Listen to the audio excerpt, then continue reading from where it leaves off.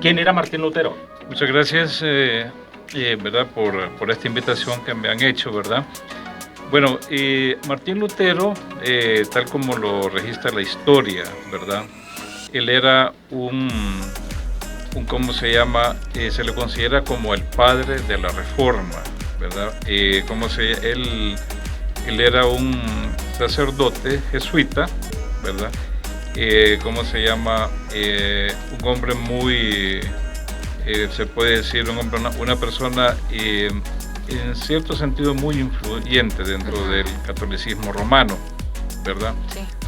Martín Lutero nació en la ciudad de Eisleben, en Alemania, ¿verdad? Era hijo de un minero, quien con gran esfuerzo le envió a la Universidad de Erfurt, ¿verdad? Con la finalidad de estudiar leyes. Pero Lutero escuchó el llamado a una vida religiosa y entró al monasterio agustino, ¿verdad? Lo ordenaron al sacerdocio y pronto la atención por su habilidad fue muy evidente, ¿verdad? En 1511 lo enviaron a Roma y regresó desencantado porque allí vio mucha mundanalidad y maldad dentro del seno de la Iglesia católica y romana, ¿verdad?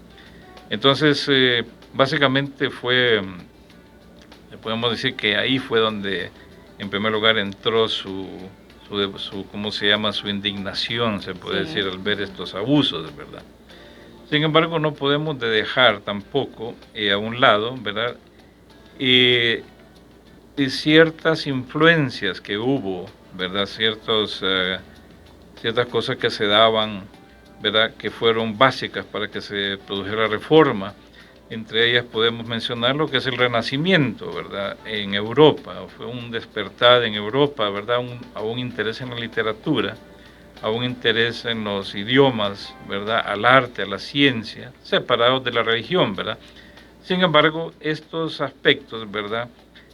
Contribuyeron mucho, ¿verdad? Porque había un espíritu escéptico y investigador, ¿verdad? Y lo otro que también contribuyó mucho a la reforma fue la imprenta, ¿verdad? La invención de la imprenta fue algo también importante porque se pudo tener las escrituras, ¿verdad?, a la mano, sí, y poder determinar, por ejemplo, en vez de antes se puede decir, solamente había un lugar, ¿verdad? El catolicismo romano tenía cautivo básicamente las escrituras, pero con la imprenta, básicamente ¿cómo se llama?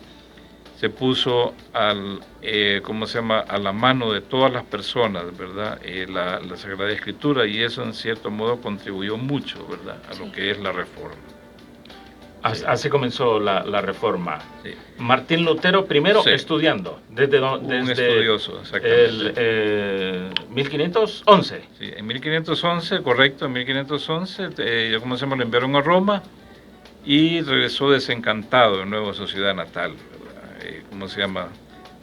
Ahí y por ver la corrupción de la iglesia, ¿verdad? Y básicamente recordemos que el papa reinante en aquel tiempo, ¿verdad?, era León X, y como necesitaba grandes sumas de dinero para terminar la Basílica de San Pedro en Roma, nombró al fraile dominico Juan Tetzel para que fuera por toda Alemania vendiendo certificados o indulgencias, ¿verdad?, firmados por el Papa, ¿verdad? El objetivo de estos certificados era perdonar todo pecado, imagínense ustedes, ¿verdad?, hasta qué extremo se llegaba, no solamente de los poseedores del documento, sino también de los amigos vivos o muertos, en cuyo favor se comprasen, sin tener necesidad de la confesión, el arrepentimiento, la pena o la absolución, ¿verdad?, por un sacerdote, ¿verdad? Había una frase famosa, dice, cuando alguien le llegaba a comprar la indulgencia, dice: tan pronto como su moneda suena en el cofre, el alma de sus amigos ascenderá del purgatorio al cielo. Entonces había un famoso lucro, cofre, exactamente, sí, entonces donde se depositaban todo el dinero. Fueron famosos los famosos cofres de Tetzel, ¿verdad? Actualmente uno de los cofres de Tetzel se encuentra en el Museo Estatal de Braunschweig, allí en Alemania, ¿verdad? Otro en la iglesia de San Nicolás, en Hutterburg, Y un último que se expone en la iglesia de San Pedro, ¿verdad? Todas estas son ciudades básicamente alemanas. Entonces así es como lograban ellos, ¿verdad?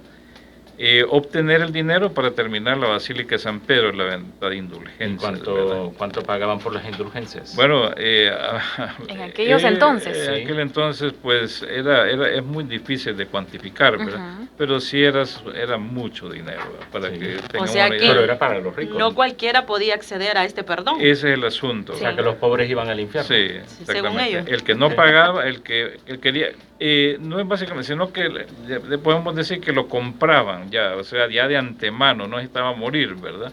Ir al purgatorio, sino que ya teniendo la indulgencia, ¿verdad? Prácticamente ya tenían, como decir así, comprada la salvación. O sea, un crédito, le daban un crédito. Eso, como decir un crédito, exactamente. Por supuesto que la persona que ya obtenía ese documento, ¿verdad? Ya era absuelto de todo pecado, claro, imagínense ustedes, ¿verdad? Bueno, podía hacer con su vida todas las perversidades, ¿verdad? Que quisiera, ¿verdad? Si ya estaba perdonado, ¿verdad? Claro. Entonces, ese fue el asunto que definitivamente fue lo que vio, ¿cómo se llama? Martín Lutero.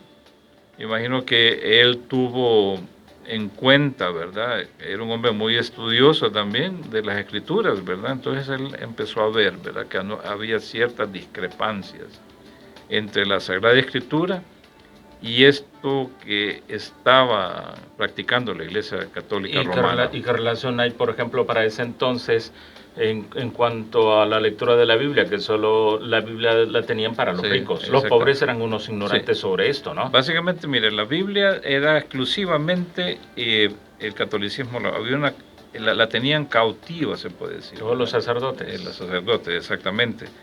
En un idioma específico, correcto, ¿verdad? Y la cual era leída, ¿verdad? En cómo se llama, en las reuniones, ¿verdad? Congregacionales. No estaba accesible a todo el pueblo. Por eso es que fue una época de oscurantismo, básicamente, porque no había acceso a la Biblia. Únicamente el depositario era la Iglesia Católica Romana. Pero, ¿cómo se llama? Con la invención de la imprenta, básicamente, y con la reforma que vino, entonces la Biblia permitió, la Biblia fue traducida a otros idiomas, ¿verdad?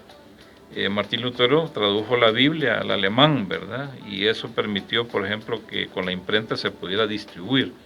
Entonces, más personas, más pensadores fueron uniéndose al movimiento de la Reforma, ¿verdad? Prácticamente podemos decir que el movimiento de la Reforma trajo un despertar en el cristianismo, que estaba muerto por siglos de oscurantismo. Fue como un avivamiento espiritual que comenzó en el seno de la Iglesia Católica por medio de un sacerdote jesuita, ¿verdad? Martín Lutero, ¿verdad?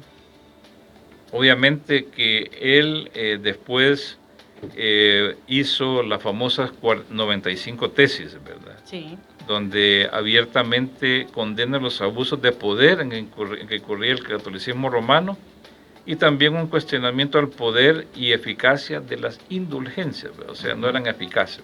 Imagino que él tuvo a bien comparar con la Biblia, ¿verdad?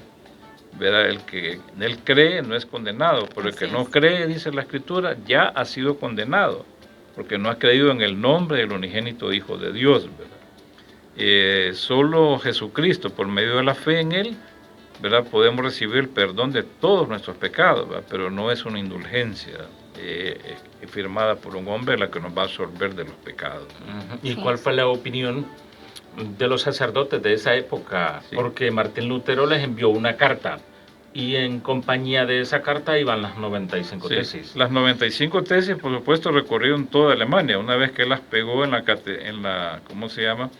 En la catedral de Wittenberg, ¿verdad? Donde ponían las 95 tesis, ¿verdad? Y básicamente ahí... O sea, fue público. Sí, fue público. En la puerta de la iglesia estaba. En la puerta de la iglesia, exactamente. Y posteriormente, como le digo, ya estaba la imprenta, entonces en 2 semanas ustedes se recorrieron toda Alemania, ¿verdad? Y en pocos meses ya se conocían casi en toda Europa. Con las enormes dificultades que tenían de transporte en esa. Exactamente. No había avión, no había carro, no había trenes. No había nada. No había ¿verdad? correo. No había correo. Pero básicamente se difundieron por toda Alemania y después por toda Europa, ¿verdad? Yo creo que era por la importancia y la magnitud de lo que esto hablaba. Sí, exactamente. Lo que la gente quería conocer. ¿Qué cosas sobrenaturales ocurrieron para que eso pasara? Porque Europa no es tan pequeño. Sí. Alemania no es tan pequeño para que eso se difundiera tan rápido. Sí, se difundió rápidamente. Recordemos que estaba también en auge lo que es el renacentismo, ¿verdad? Algo que, ¿cómo se llama? Que quería desligarse, ¿cómo se llama? Que no tuviera que no fuera un movimiento religioso el renacentismo. Entonces las personas buscaban más la literatura, la ciencia, y había escépticos e investigadores, ¿verdad? Entonces, claro, la gente empezaron a ver eso, ¿verdad? Y empezaron a investigar, ¿verdad? Y eso trajo como consecuencia, ¿verdad? Ese despertar. Por el conocimiento. Sí, exactamente, ese despertar, y vieron que algo no encajaba con la Sagrada Escritura, ¿verdad? Por ejemplo, por supuesto que eso, ¿cómo se llama? ¿Cómo se llama? Hubo una oposición férrea al catolicismo romano, ¿verdad? Roma, por ejemplo, calificó a Lutero de un borracho alemán, ¿verdad? Imagínense ustedes, asegurando que se arrepentiría cuando estuviera sobrio, de haber escrito esas famosas 95 tesis. Porque eso ¿verdad? sale dentro de la misma iglesia, Dentro porque de la Martín misma Lutero iglesia, era sí. eso. Era No era eso. alguien de afuera, no era un No, desconocido. Era un monje. Sabía Sabía lo que estaba haciendo. Sí. Sabía lo que estaba haciendo. ¿Será por eso que exactamente. la gente creyó más en eso? Sí. ¿En qué? Lo de las 95 tesis, lo de la carta Sí, de Martín Lutero. Definitivamente. Recordemos que Martín Lutero era una persona también muy preparada, ¿verdad? Él tenía una cátedra, él daba clases, ¿verdad? En la universidad que había en Alemania, ¿verdad? Y ¿cómo se llama? Eso contribuyó mucho, o sea, a que lo tomaran en serio. Recuerden Sí. ustedes que una persona, prácticamente los sacerdotes son los que impartían las clases en aquel Sí, tiempo, era ¿no? un maestro. porque eran las personas más preparadas, Así es. ¿verdad? Ujú. Entonces ellos gozaban de cierto prestigio. Entonces esto contribuyó mucho a que se tomara muy en serio, ¿verdad? Y más cuando viene de un sacerdote católico, Sí, ¿verdad? y la esclavitud, Exactamente. porque había bastante esclavitud en ese entonces. ¿Qué pensaban los esclavos sobre esto que planteó Martín Lutero? Sí, obviamente, recordemos que acá, ¿verdad? Dentro de lo que es la historia eclesiástica, ¿verdad? ¿Cómo se llama? La reforma se dio prácticamente en lo que es en el año 16, ¿verdad? En el Siglo En XVI. el siglo XVI, exactamente, ¿verdad? ¿Cómo se llama? Había por supuesto mucho esclavismo, en cierto sentido, ¿verdad? Ellos, básicamente los esclavos o las personas, digamos, pobres, porque había muchos pobres realmente, más que esclavos, eran Ajá. personas muy pobres, prácticamente no podían, o les era imposible acceder, ¿verdad? Ellos tenían que esperar morir y esperar, ¿cómo se llama?, la famosa misa para ser sacados del purgatorio. Eso fue una revolución lo que hizo Martín Lutero. Exactamente, O sea, solo sí. en la visión actual, Fue en el entender nuestro, lo fue poner las 95 tesis y ya estuvo. No. Eso fue un cambio completo, ¿verdad? Un cambio completo, un cambio radical, ¿verdad? O sea, como le digo, había un oscurantismo espiritual, ¿verdad? Había, ¿cómo se llama? Las Sagradas Escrituras no estaban accesibles para todos, ¿verdad? Eso era un oscurantismo, básicamente. Y la única autoridad era la autoridad papal, ¿verdad? En materia espiritual, Sí. y también tenían influencia política, Claro. ¿verdad? Eso sí, definitivamente, tenía un poder tremendo, ¿verdad? Y, ¿cómo se llama? Y básicamente todos, ¿verdad? Que no era parte de la Iglesia Católica, pues no podía ser salvo, ¿verdad? Entonces, básicamente lo que hizo Lutero fue romper con esto, ¿verdad? Hubo una ruptura, básicamente, para volver de nuevo, ¿verdad? Un avivamiento espiritual y volver de nuevo a las Escrituras. ¿Hubo persecución para él? Hubo persecución, exactamente. Lo metieron, no Seguramente. registra la historia de que lo metieron a la Sí, cárcel, ¿o no? exactamente. Bueno, Lutero lo excomulgaron, ¿verdad? ¿cómo se llama? El 15 de junio, el Papa León X exigió que Lutero se retractara por lo menos de 41 de sus 95 tesis, ¿verdad? Pero el monje alemán rechazó esta exigencia, ¿verdad? Así que el 3 de enero de 1521 fue publicada en Roma la bula papal, por la que León X excomulgaba a Lutero, ¿verdad? Básicamente. Entonces ya la excomunión significa, como decir, ya está condenado, ¿verdad? O sea, 2 años y medio después de haber publicado las tesis. Sí, exactamente. Fue excomulgado. Sí, excomulgado, sí, 1520. Sí, 1521, sí, básicamente. Sí, 2 años y medio. 2 años y medio, exactamente. Exactamente. Entonces, él no se retractó, ¿verdad? Entonces, Lutero recibió la excomunión con desafío, llamando la bula execrable del anticristo, ¿verdad? Porque consideraba, claro, en su escatología, ¿verdad?, que el Papa era el anticristo, ¿verdad? Entonces, y la quemó públicamente en las puertas de Wittenberg, ¿verdad?, ante una asamblea de profesores de la universidad, de estudiantes y el pueblo, ¿verdad? Ahí las quemó, ¿verdad? Y también con la bula del Papa también quemó copias de los cánones o leyes establecidas por las autoridades romanas, ¿verdad? Este acto constituyó la renuncia final de Lutero a la Iglesia Católica Romana, ¿verdad? Básicamente ya siempre ahí se separó, exactamente. En el 21. Sí, 1521. Sí, después de eso, después de que recibió él, ¿cómo se llama lo que se llama la bula papal o la excomunión, ¿verdad? Donde excomulgaba a Lutero. Entonces ahí básicamente significó ya la ruptura con el catolicismo romano, y ahí pues empezó ya, se puede decir, los inicios de la iglesia reformada, ¿verdad? Sí. Ahí empezó los inicios de la iglesia cristiana reformada, ¿verdad? Y coincidencia o no, pero es coincidencia. Sí. Ocurre esto, pero también en este lado de América está ocurriendo el descubrimiento. El descubrimiento de América, sí, en 1492 exactamente, al mismo tiempo, ¿verdad? Cuando se trajo básicamente la iglesia, la religión, ¿verdad?, aquí a América, básicamente. Pero además de las 95 tesis, ¿verdad?, creo que lo más importante de todo esto son las famosas 5 solas, ¿verdad? Sí. ¿Verdad?, que él estableció, las 5 solas que básicamente representarían, ¿cómo se llama?, lo que es el fundamento o la base, digamos, para lo que es el cristianismo, ¿verdad? Bueno, y sobre eso, sí. Bueno, lo de Martín Lutero, que era sacerdote jesuita y que las 95 tesis las pone públicamente en la puerta de la iglesia. ¿Había iglesia evangélica en ese entonces? No, no había iglesia evangélica. No había iglesia evangélica. No. La verdad que no era iglesia evangélica, se le llamaba protestante, ¿verdad? Ahí donde nació básicamente el protestantismo, cuando recibió la bula, ¿verdad? Solo era la iglesia católica. Sí, solo la iglesia católica. ¿No había nada más? Sí, no había nada más. Entonces las ¿cómo se llama? Las congregaciones que se formaron, entonces ya se les consideró como iglesias protestantes, ¿verdad?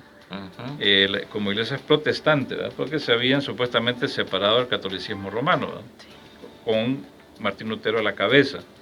Evangélicos, más que todo, es un uso, se puede decir, que se da en nuestros países, ¿verdad?, para indicarnos, bueno, evangélicos porque predicamos el evangelio, ¿verdad? Entonces se le da ese. Pero la iglesia, en verdad, la que nació fue la iglesia cristiana reformada, básicamente, que es una iglesia evangélica, ¿verdad? Sí. Una iglesia evangélica, ¿verdad? Como le decía, lo más importante de la reforma, ¿verdad?, lo que trajo y lo que, ¿cómo se llama?, ese avivamiento, ¿verdad?, que se produjo no solamente en ¿cómo se llama?, en Alemania, sino en Escocia, en Suiza, en todos esos países, ¿verdad? ¿Cómo se llama? Fue precisamente un avivamiento espiritual, ¿verdad?, porque fue un retorno.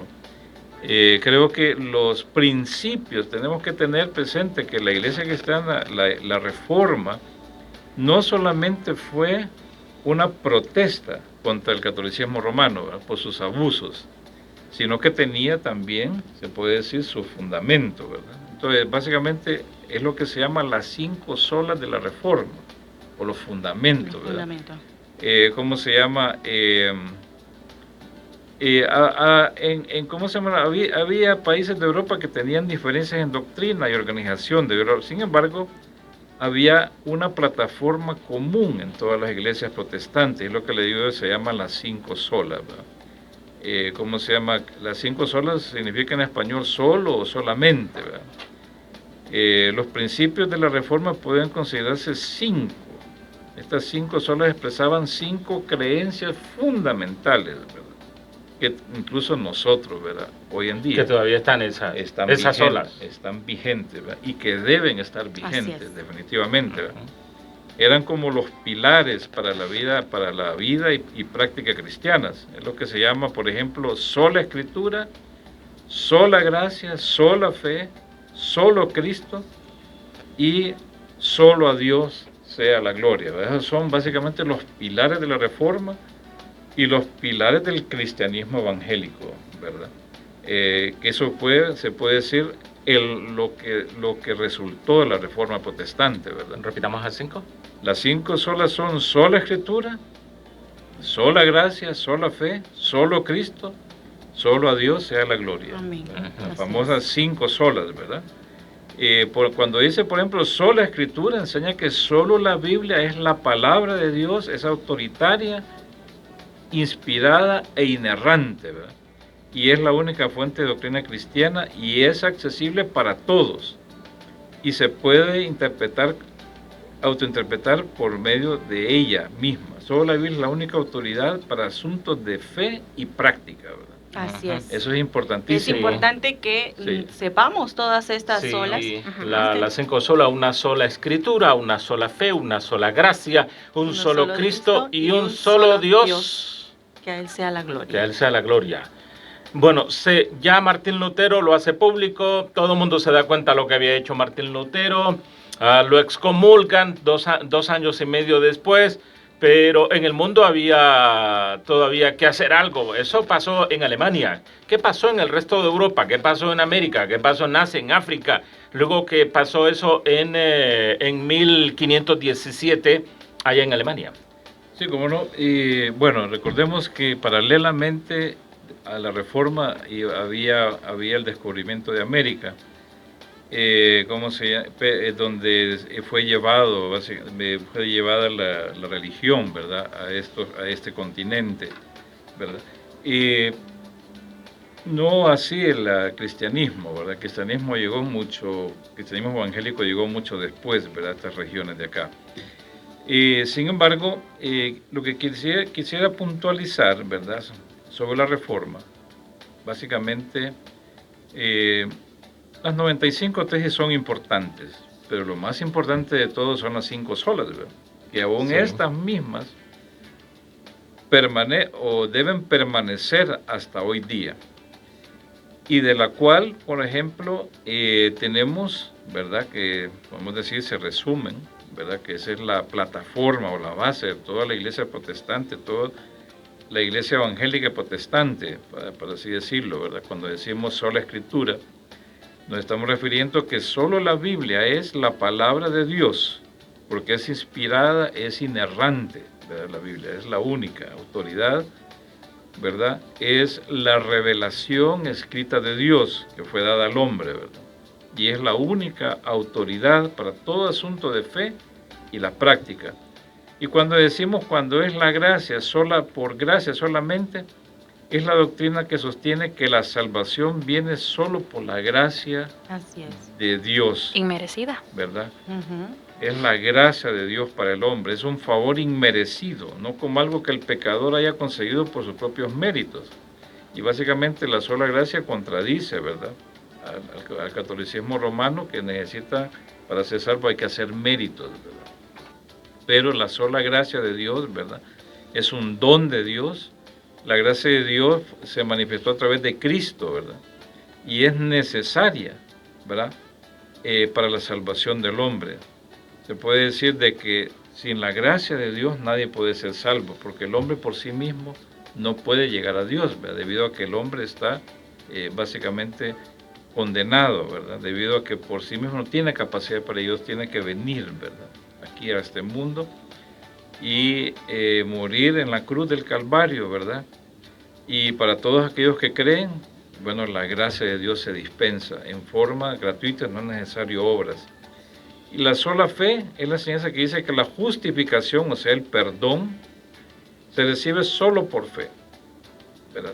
No es por obras, de ninguna mezcla ni de buenas obras. Es por la fe en Jesucristo que su justicia nos es otorgada a nosotros, ¿verdad? Eso es lo importante. Cuando dice solo Cristo, ¿verdad? Cristo es el camino, Cristo es la verdad, Cristo es la vida, Él es el medio, ¿verdad? Quien Dios puso como salvación, como propiciación por nuestros pecados, ¿verdad? Por medio de Cristo nos fuimos reconciliados con Dios el Padre, porque antes éramos enemigos de Dios, ¿sí? Pero Cristo vino aquí a la tierra, ¿verdad? Y a reconciliarnos con el Padre. Todo aquel que cree en Él es salvo, ¿verdad? Y cuando dice que la gloria es solo, a Dios sea la gloria, solo es para Dios, enseña que la salvación es de Dios, no es del hombre. La salvación no se origina en el hombre, sino que es de Dios, y que ha sido solamente realizada por Dios para su gloria, ¿verdad? Dios se glorifica en la salvación. Todos los cristianos debemos glorificarle y vivir todas nuestras vidas ante la presencia bajo la autoridad de Dios y para glorificarle sin a Él solamente, ¿verdad? Entonces, claro, esto se extendió, ¿verdad?, por toda Europa. Básicamente fue un movimiento que se llegó a Suiza, llegó a Escocia, ¿verdad? Primero en Alemania, ¿verdad? Hubo alguna resistencia en, ¿cómo se llama?, en España, ya que ahí pues gobernaban los reyes católicos, ¿verdad? Pero poco a poco fue penetrando básicamente en toda Europa, en toda Asia, en Britania, ¿verdad? Sí. En Inglaterra, ¿verdad? Y justamente y ahí en Suiza entra ya Juan Calvino. Exactamente, entonces hubo grandes reformadores, ¿verdad? Que siguieron básicamente, sí, ¿verdad? La misma, la herencia de Martín Lutero, sí, ¿verdad? Y tenemos grandes reformadores, entre los que podemos mencionar a Juan Calvino, ¿verdad?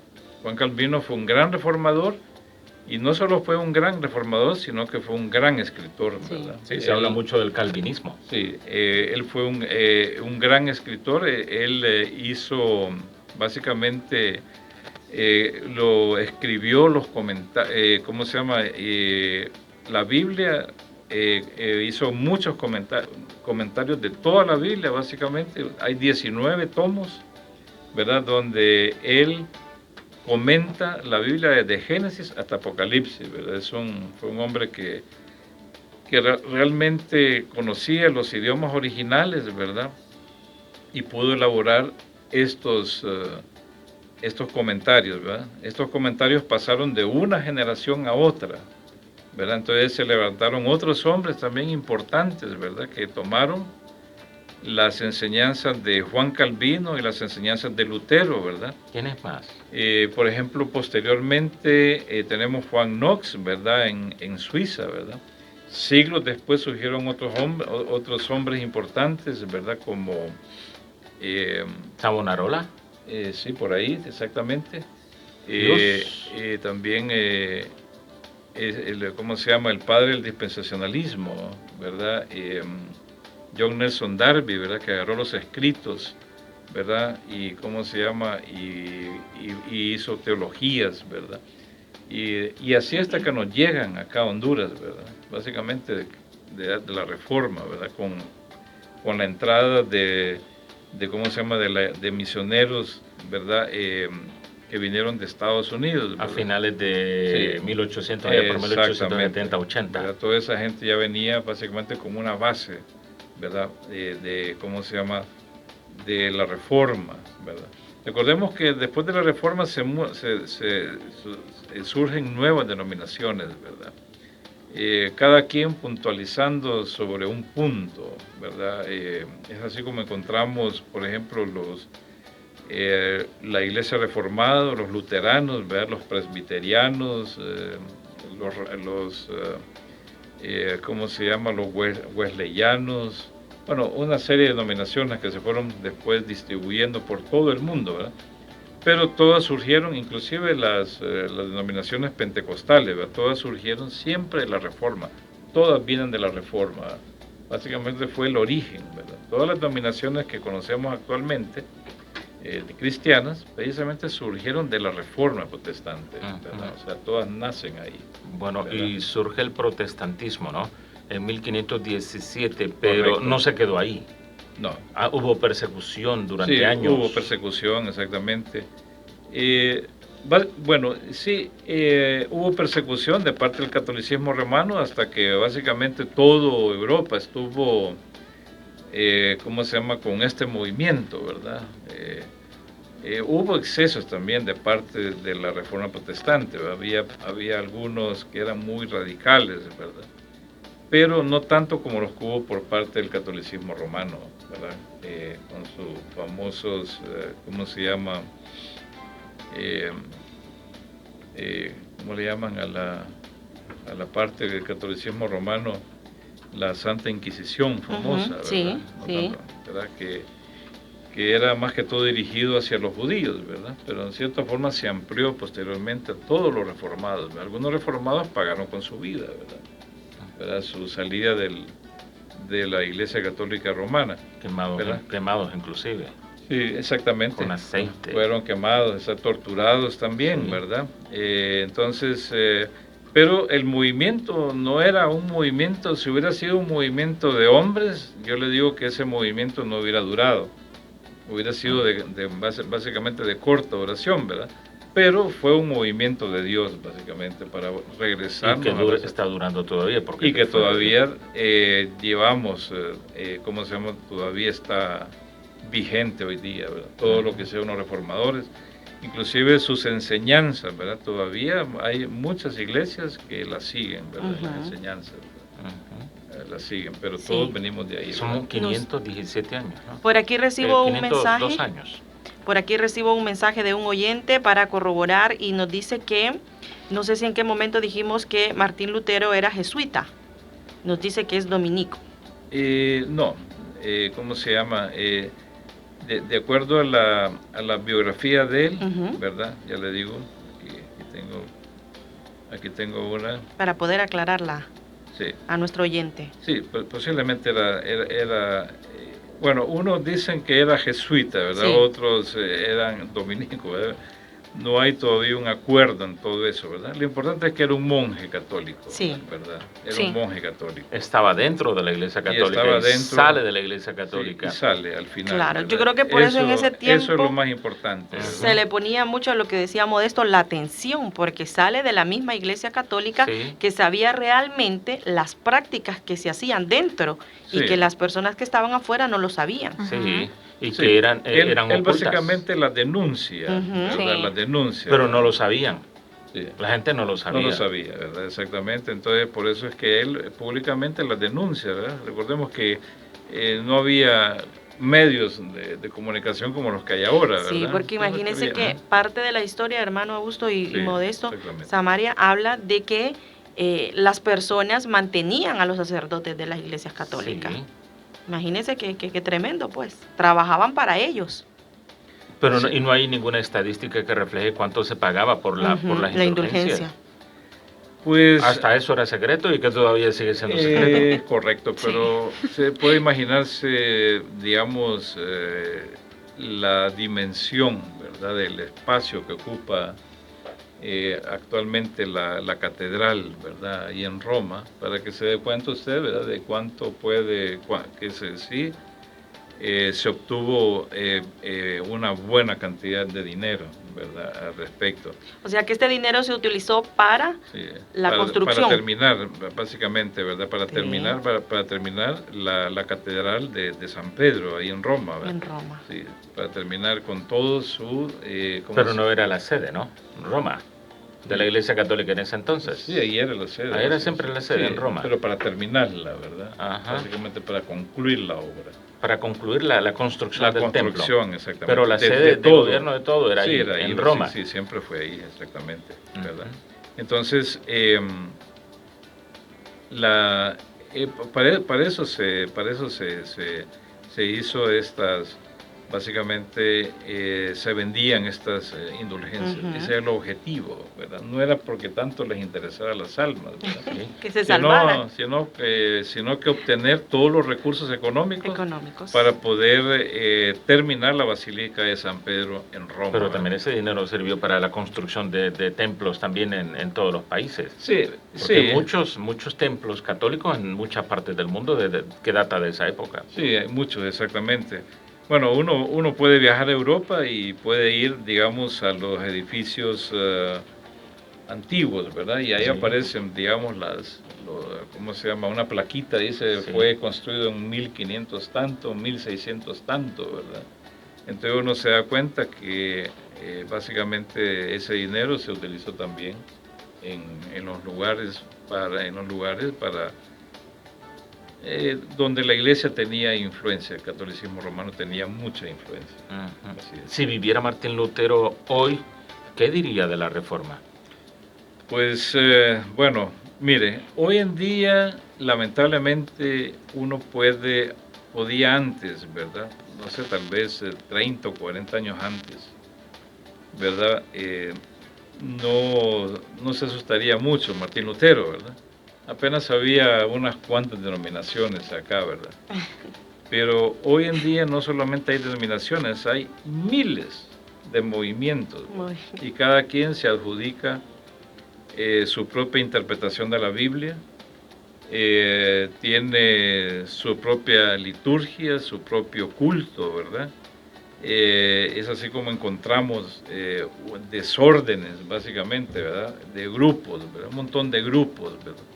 Que básicamente se constituyen en sectas, ¿verdad? Porque interpretan la Biblia a su manera. Así es, sí. ¿Verdad? Y hacen, se puede decir, mercadería de la gracia de Dios, ¿verdad? Del Evangelio de Cristo. Entonces yo creo que hoy sí se asustaría mucho Martín Lutero. O sea, volvería a poner otras 95 tesis. Definitivamente. Sí. Haría otra reforma. Otra reforma. Otra reforma, ¿verdad?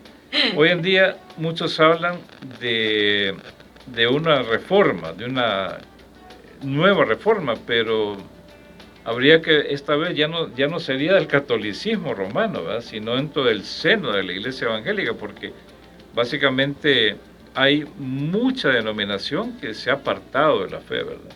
Básicamente hay mucho, por ejemplo, no sé si ustedes ven los movimientos, ¿verdad? Pactistas, decretistas, ¿verdad? Que siempre tienen que ver con dinero, básicamente.